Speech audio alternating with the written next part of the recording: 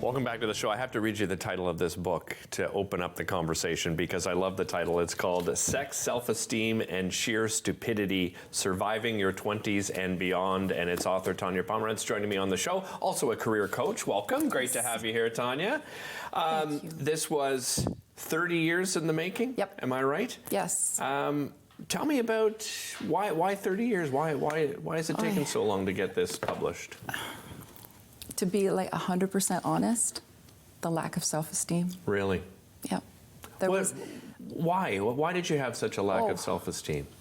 Oh, well, that's in the book. Yeah.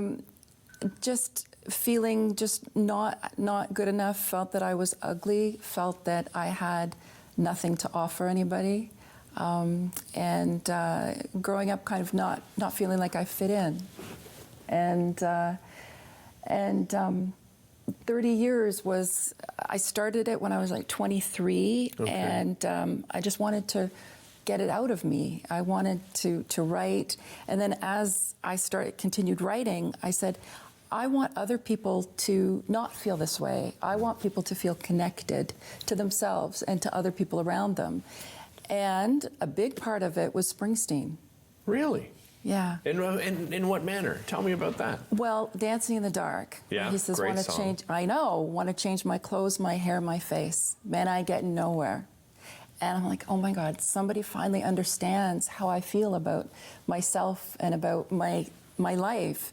And I wanted people to be able to read this book and feel the same way that I feel when I'm listening to a Springsteen song. And when he wrote Drive All Night, I want to buy you some shoes just to, I drive all night just to buy you some shoes and to taste your tender charms.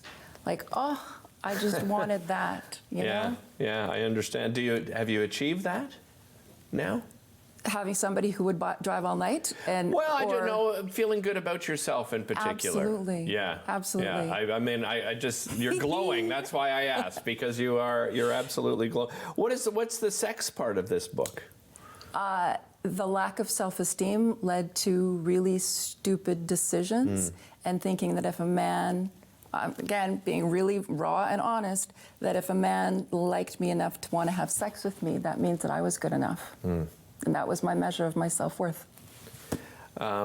This book is raw, and you're very vulnerable in it. I wonder, what did your loved ones think of this when they read the book? That's part of why it took 30 years as well, because I have a private family, and I didn't want to make anybody feel uncomfortable or insecure about people knowing about them.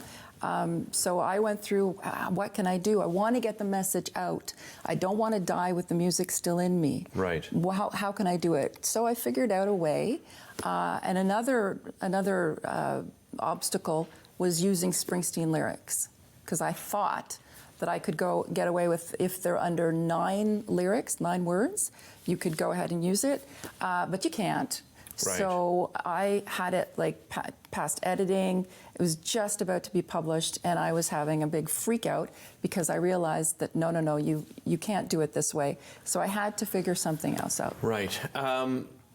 Tell me about the role of gratitude that it's played in your life, because that's part of this book as well, right? Yeah, that's huge. So I've always been somebody who says I love you and who says I appreciate you and I value you. Apparently not to myself until later on. But when I was taking coaching, and the coaching program where I learned about operating from a state of abundance instead of a state of lack. Right. And I'm so grateful for everything that I have, for everything I've experienced, for the people in my life, for even getting sick and having that opportunity to help other people through what I've learned. Right. So yeah. So you've gone through that healing process, so Yeah. you know what it's like, and you're able to give advice. So I'll ask you this: what advice would you give to a young woman who's struggling like you were with their confidence, their self-esteem? Yeah, it's for me, the most significant part of all of this is probably understanding my values. knowing what's important to me and then living according to those values. So, and understanding, again, what helped me was the true colors, the personality assessment. Really? Yeah, that was a huge piece. For people that aren't familiar, explain that assessment. Sure. So it talks about 4 different colors, and so there's gold, which is very rational, very kind of judgmental. There's green, very scientific, very thinking. Why?